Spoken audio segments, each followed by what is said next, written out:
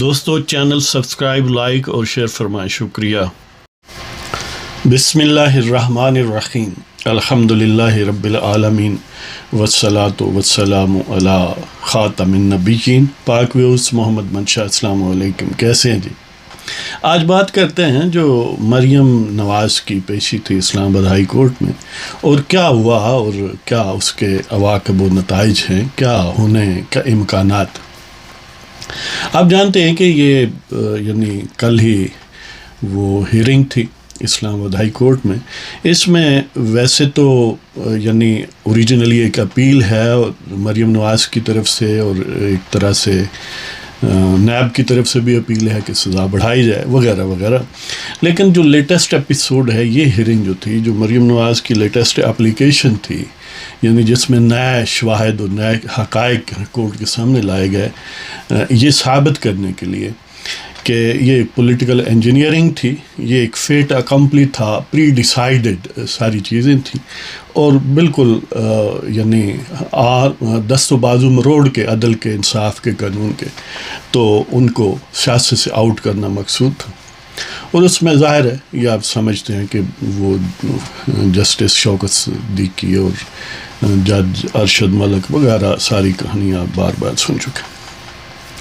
اب اس میں عرفان قادر صاحب جو سابق پروسیکیوٹر بھی ہیں نیب کے اور سابق اٹارنی جنرل ہیں، وہ کیونکہ مریم کے وکیل ہیں، پہلے تو وہ جو رجسٹرار ہے اس نے اس اپلیکیشن پر کچھ آبجیکشنز ریز کیے اور ریجیکٹ کیا، لیکن پھر کورٹ نے اس کو گویا اوور رول کر دیا۔ اب اس کی مینٹینیبلٹی پر دلائل ہیں، یعنی اصل میں اس اپیل پر جو پرسی ہے دلائل نہیں ہے آج کے، یعنی یہ جو جس کے ایپیسوڈ کے میں ذکر کر رہا ہوں، وہ اپلیکیشن کی ویدر اٹ از مینٹینیبل اور ناٹ، اس پر ہیں کہ یہ جو نئی اپلیکیشن مریم صاحبہ کی طرف سے آئی ہے۔ دیکھیں، ویسے عام طور پر وہ جو جن کو الیکشن میں کچھ نہیں حاصل ہوتا، یعنی جنون اگر الیکشن بھی ہوں، تو جنہیں پتہ ہے کہ وہ ہمیشہ ڈومڈ ہیں، وہ کبھی کسی کانسٹیچوئنسی میں یا ایک کنسیڈریبل نمبر آف کانسٹیچوئنسیز میں ووٹ جو ہیں وہ جیتنے کی حد تک نہیں لے سکتے، تو عام طور پر وہ اس قسم کے دلائل کو پروموٹ کرتے ہیں۔ دیکھیں جی، یہ خاندانی ہے، یہ فلاں پارٹی میں جمہوریت نہیں ہے وغیرہ وغیرہ، یہ باپ کے بعد بیٹا یا باپ کے بعد بیٹی، یا یہ کیوں ایسا ہے۔ حالانکہ اس قسم کے آرگومنٹس کاؤنٹر پروڈکٹیو ہوتے ہیں بعض اوقات۔ مثلاً یہی مختصراً بات، کیونکہ بات لمبی ہو جائے گی، کہ اگر جو کوئی یہ چاہتا ہے کہ نواز شریف کے بعد اس خاندان میں یہ سیاست نہ رہے، اگرچہ یہ خواہش بھی عجیب ہے، بہرحال تو انہیں گویا انڈو کرنے کی کوشش کی گئی، اور اس کا نتیجہ یہ نکلا کہ اگر حالات نارمل رہتے، لوگ ممکن ہے 1 2 3 مرتبہ پراپر انداز میں، یعنی مینیپولیٹڈ انداز میں نہیں ہے، اگر الیکشن ہوتے مسلسل، تو یہ ایک دن آ جاتا کہ وہ نون لیگ سے سیچوریٹ ہو جاتے، اکتا جاتے۔ جیسے دیکھ لیں کہ کانگریس ہندوستان میں تھی اور سکسیسولی بڑی مدت برسر اقتدار رہی، کئی وزراء اعظم آئے، ملٹیپل ٹائمز آتے رہے، اندرا گاندھی، راجیو گاندھی، کچھ اور بھی ایک لال بہادر شاستری، یعنی کانگریس کے پلیٹ فارم سے، لیکن ایک دن آیا کہ وہ ڈسیپیٹ ہو گئی۔ اب وہ ایک سیکنڈ درجے کی پارٹی کم و بیش بن چکی ہے، اور اقتدار میں آنے کا بظاہر امیڈیٹ کوئی چانس نہیں ہے۔ لیکن یہاں پر کیونکہ میاں صاحب پر بار بار ایک آرٹیفیشل انداز میں انہیں نکالا گیا، اور ظاہر ہے جنرلز وغیرہ نے نکالا، اس کا لیٹسٹ ایپیسوڈ جو ریموول کا تھا، اس کا نتیجہ یہ نکلا کہ وہ جنریشن جو بڑی محنت سے بعد میں تیار ہونی تھی، گویا ان کو ایک ایسا ماحول پرووائڈ کر دیا گیا کہ انہوں نے لیڈرشپ کے کریڈینشلز بہت جلدی حاصل کر لیے۔ اگرچہ اس میں ان کا اپنا بھی کمال ہے کہ انہوں نے جرأت اور صبر کا اور چیلنج کرنے کا حق ادا کیا، آپ کہہ سکتے ہیں پاکستان کے تناظر میں۔ تو دیکھیں آپ، مریم صاحبہ جو ہیں وہ بہت ایک منجھی ہوئی، کسی بھی پاکستانی سیاستدان کے مقابلے میں ان کا ایک ویٹ ہے، اور پاکستان کی سیاست کو وہ نہ صرف کہ موبیلائز کر سکتی ہیں، بڑی حد تک اس کو مانوپلائز بھی کر سکتی ہیں، تو وہ ایک بڑی یعنی کراؤڈ پولرز بن چکی ہیں۔ تو شاید اسی وہ ہے نا، کسی شاعر کا شعر ہے کہ گھیر کر جرأت انکار تلک لے آئے، گھیر کر جرأت انکار تلک لے آئے، لوگ ہم کو رسن و دار تلک لے آئے۔ حالات نہیں ایسا یعنی وہ جس طرح کہتے ہیں نا کہ کسی کو بھی اگر دیوار کے ساتھ لگا دیا جائے تو ہی اسٹرائکس بیک، یعنی آپ دیکھ لیں کہ مرغی پر بھی کوئی چیل جب حملہ کرتی ہے اس کے بچوں پر تو وہ مزاحمت کرتی، تو بہر اس کا نتیجہ یہ ہوا کہ اب میاں صاحب شہباز شریف، حمزہ شہباز کے علاوہ کم و بیش میاں صاحب کے چلو لیول کی ہی سمجھ لیں یا نیکسٹ ٹو ہم، مریم بھی ایک لیڈر بن چکی ہے، اور یہ اگر وسیسیٹیوڈس آف ٹائمز نہ ہوتے، یہ آزمائشیں نہ ہوتی تو شاید یہ مقام انہیں نہ ملتا۔ بہرحال عرفان قادر صاحب کی بات کرتے ہیں، انہوں نے یہ دلائل دیے کہ یہ ایبینیشو کیس ہی بڑا فل آف ڈیفیکٹس ہے۔ مثلا نمبر 1 انہوں نے یہ کہا کہ بینیفٹ آف ڈاؤٹ جو ہے، شک کا فائدہ عموماً ملزم کو جاتا ہے، وہ تو ایک لٹل بٹ ڈاؤٹ ہو پھر بھی جاتا ہے، تو وہ کہتے ہیں کہ الاٹ آف ڈاؤٹ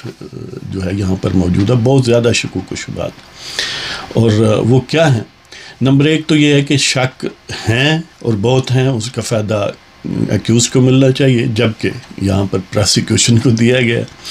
دوسرا یہ ہے کہ وہ کہتے ہیں ٹیکنیکلی یہ بات بہت فیصلہ کن ہے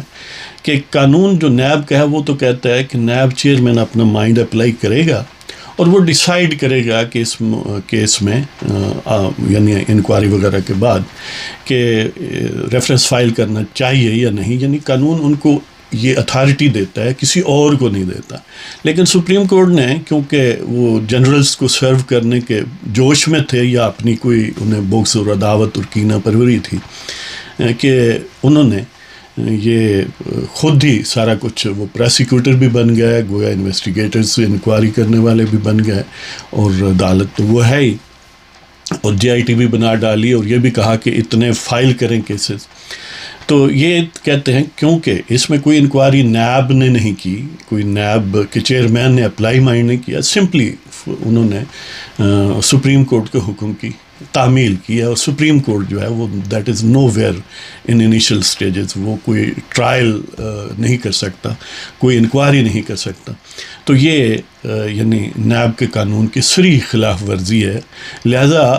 عدالت میں کیس وہ ہو سکتا ہے، سماعت ہی اس کی ہونی چاہیے کہ یعنی نیب کورٹس جو ہیں، لوور کورٹس اسلام آباد ہائی کورٹ سے نیچے جو ہیں، کہ جو نیب کا چیئرمین فائل کرے ریفرنس، وہ کہتے ہیں کہ اس میں فائل تو سپریم کورٹ کے حکم کی تعمیل میں ہوا، نہ انکوائری ہوئی، نہ انہوں نے انڈیپینڈنٹ مائنڈ اپلائی کیا، بلکہ اس وقت کے نیب کے چیئرمین کو یہ کہا کہ یہ تو اپنی کریڈیبلٹی کھو چکے ہیں، لیکن سائن انہیں سے کروائے۔ تو بہر ایک تو یہ بنتا ہی نہیں ہے ریفرنس، وہ کہتے ہیں یہ عدالت میں اس کو سننا ہی نہیں چاہیے تھا، کیونکہ نیب کے چیئرمین نے یا نیب نے اس کو پراپر پروسیجر سے نہیں بلکہ سپریم کورٹ کی حکم کے تحت، اور سپریم کورٹ کسی قانون کو یوزرپ نہیں کر سکتی، یعنی یہ تو ہو سکتا ہے کہ کوئی قانون جو ہے ان کے سامنے جائے، سو موٹو وہ لے لیں یا کوئی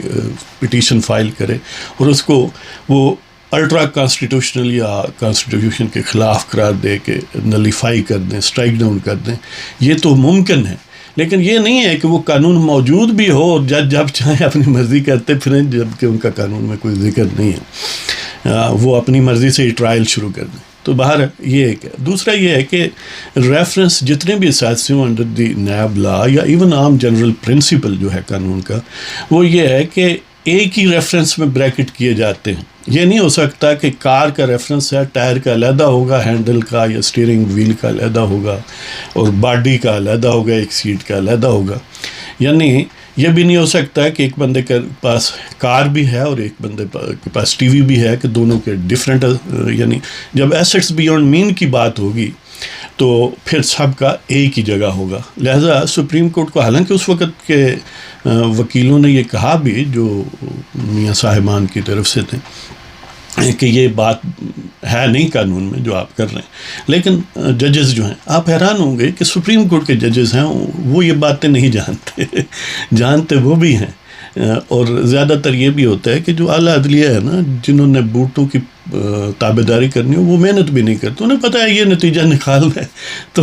جو چاہیں 2 + 2 = 5 لکھ دیں، 7 لکھ دیں، کیا فرق پڑتا ہے. تو بہرحال یہی انہوں نے ایٹیچیوڈ اپنایا اور کہا کہ 3 ریفرنسز فائل کیے جائیں. پھر 3 کیوں نہیں جی، 30 فائل کر دیتے یعنی آدھا اثاثہ ہر ایک میں رکھ لیتے. بالفرض 100 روپیہ ہے تو پہلے روپیہ پر ایک ریفرنس، دوسرے پر دوسرا، تیسرے پر تیسرا، تو آپ 100 بھی بنا سکتے ہیں. تو بہرحال انہوں نے مہربانی کی کہ 3 ہی بنائے تو یہ بھی قانون کی خلاف ورزی. یعنی یہ اتنی بڑی ریگولیرٹیز ہیں. اس طرح جوائنٹ انویسٹیگیشن ٹیم بنائی، وہ سپریم کورٹ نے بنائی، وہ نیب نے نہیں بنائی. نیب جو ہے یعنی joint investigation team constituted by Supreme Court جو ہے وہ it's not known by the law. قانون میں یہ نہیں ہے، یہ پتہ نہیں کہاں سے لے. اور پھر یہ ہے کہ وہ نیب ہی کے افسران پر مشتمل ہونی چاہیے، یعنی جو اس قانون کے سبجیکٹ ہیں، جو اس کے ماتحت ہیں، نہ کہ کوئی ISI کا بندہ ہے، کوئی باجوہ صاحب نے بھیج دیا ہے، کوئی واٹس ایپ ہو گیا. یعنی یہ اتنی irregularities ہیں، وہ کہتے ہیں کہ یہ تو ایکسپیڈیشسلی ڈسپوز آف ہو جانا چاہیے یہ کیس. اور پھر یہ وہ کہتے ہیں کہ ایسا کوئی ڈاکومنٹ موجود نہیں ہے جو ان ایون فیلڈ اپارٹمنٹ کی ملکیت میاں صاحب کے ذمہ لگائے، یعنی میاں صاحب اور اس ملکیت میں کوئی لنک نہیں ہے. جب عدل والوں نے یہ پوچھا، عامر فاروق نے، جسٹس عامر فاروق نے مظفر عباسی جو نیب کے پروسیکیوٹر ہیں، کہ وہ کہاں ہے ڈاکومنٹ جس سے یہ ثابت ہوتا ہے کہ میاں صاحب اپارٹمنٹ کے مالک ہیں، تو انہوں نے کہا ایسی کوئی ڈاکومنٹ نہیں ہے. تو پھر وہ کہتے ہیں نہیں جی، یہ ایک نیلسن اور نیسکول آف شور کمپنیز ہیں، وہ مالک ہیں. تو پھر انہوں نے کہا کہ پھر کیسے آپ نے ثابت کر دیا کہ میاں صاحب مالک ہیں؟ وہ کہتے ہیں نہیں جی، یہ بے نامی ہیں اور یہ آف شور کمپنیز ہیں، اس لیے بنائی گئی ہیں وغیرہ وغیرہ. تو انہوں نے کہا پھر ان کمپنی کا اور میاں صاحب کا آپس میں کوئی رابط، کوئی لنک، کوئی آنرشپ کا تعلق بتا دیں. انہوں نے کہا کہ ایسا بھی کوئی نہیں ہے. تو پھر یہ کیسے ہو گیا ہے جی. اور پھر مریم کی بات یہ ہے کہ عرفان قادر نے آرگو کیا ہے کہ دیکھیں مریم صاحبہ نے گویا اس وجہ سے ان پر الزام ہے کہ ابیٹ کیا ہے. اور ابیٹ کیسے کیا ہے؟ جب میاں صاحب کے ساتھ لنک ہی نہیں اپارٹمنٹ ہوتے تو یہ ابیٹمنٹ کیسے آ گئی؟ یعنی پرائم ایکیوز تو وہ ہیں، تو جب ان پر ثابت ہی نہیں ہے تو ابیٹمنٹ آؤٹ آف کویسچن ہے. تو بہرحال وہ مظفر عباسی صاحب نے کہا کہ دیکھیں جی، ایک ٹرسٹ ڈیڈ ہے نیلسن اور نیسکول کے ساتھ، اور ان کو یہ شو کیا گیا بینیفیشل آنر ہے مریم بھی وغیرہ وغیرہ. اس میں یہ بھی کہا گیا، یعنی خود جو پروسیکیوٹ کرنے والے لوگ ہیں اور جو ان کے ہمنوا ہیں، انہوں نے کہا کہ یہ جیلی ڈیڈ ہے. اب جیلی ڈیڈ ہے تو اس پر کیسے آپ اسٹیبلش کر سکتے ہیں؟ یعنی خود کہہ رہے ہیں جس کو کہ یہ جیلی ڈاکیومنٹ ہے، پھر اس پر بیس فیصلہ آپ کیسے کر سکتے ہیں کہ یہ کنکلوسیو پروف ہے؟ اور پھر یہ ہے کہ کرمنل کیسز میں بیانڈ ریزنیبل ڈاؤٹ ایکٹس اور ریا وہ کہتے ہیں، یعنی عمل کرمنل جو ہے اور اس کا ذہن مجرمانہ، یہ بیک وقت ہونے چاہیے. ایسا کوئی معاملہ نہیں ہوا. زیادہ سے زیادہ یہ کہا گیا کہ میاں صاحب اپنی انوسینس نہیں ثابت کر سکے، حالانکہ جنرل پرنسپل بیسک قانون یہ ہے، ایکوزیٹوریل جو جورسپروڈنس ہے قانون کی، کہ اس میں جو پروسیکیوشن ہے، جو الزام لگانے والا ہے، بیانڈ ریزنیبل ڈاؤٹ انہوں نے ثابت کرنا ہے. لیکن یہاں پر یہ کہا گیا کہ یہ ثابت کریں اور حقیقت میں تو ایسا کوئی قانون بنایا بھی جائے تو اسٹرائک ڈاؤن ہونا چاہیے. ویسے ججز جو ہیں وہ معمولی باتوں پر کہ مجھے احترام سے جلسے میں میرا نام نہیں لیا گیا، ان کی مزاج خراب ہو جاتے اور وہ لوگوں کو بلا لیتے ہیں اور سزائیں بھی دیتے ہیں. لیکن ایسا گلیئرنگ روزانہ ان کے پاس کیس آتے ہیں جو فنڈامنٹل پرنسپلز آف ایکوٹی اور جسٹس کے خلاف ہے، اس قانون کو چومتے رہتے ہیں اس لیے کہ بھٹو والوں کو وہ پسند ہے. تو بہرحال یہ بھی کہا، یعنی یہ اس میں ایسا ہوا ہے کہ دیکھیں جی وہ اپنی انوسنس. اب آپ بتائیں کہ یا تو ایسا کوئی قانون بتائیں جس میں یہ پروسیجر دیا گیا ہے کہ انوسنس ایسے ثابت کرنی ہے. میں آپ کو کہتا ہوں کہ جسٹس گلزار جو ہے وہ نیو یارک کی بلڈنگ کا بے نامی ہولڈر ہے، وہ اس کی ہے، اب ثابت کرے وہ اس کی نہیں ہے. یعنی عجیب و غریب کہانی ہے کہ اس طرح آپ بے شمار الزام لگا دیں، ساری زندگی کوئی ثابت کرتا پھرے گا. بہرحال یہ سلسلہ بہت لمبا گفتگو ہو گئی کہ یہ بات ہے کہ اگر یعنی بالکل بلڈوز نہ کیا جائے بھٹو کی طاقت سے تو صرف یہ اپلیکیشن ہی سفیشینٹ ہے کہ اس کو ختم کرنے کے لیے اور مریم نواز کو بری کرنے کے لیے اور ان کے شوہر صفدر صاحب کو. یہ بھی کہا گیا کہ صفدر صاحب تو محض اس لیے کہ وہ داماد ہونے کی سبب سے یہ شرینی ان کو بھی مل گئی ہے، ورنہ ان کا اس میں کیا رول ہے. بہرحال یہ روداد ہے اور یہ بڑی حد تک یعنی یا تو پھر ڈانگ لے کر پیچھے کھڑے رہے نا ججوں کے، ادروائز کیس جو ہے یہ اپیل سٹیج پر یا اس اپلیکیشن کے نتیجے میں ہی انشاءاللہ ختم ہو جائے گا. گمان ہمارا یہی. پاکستان زندہ باد. خدا.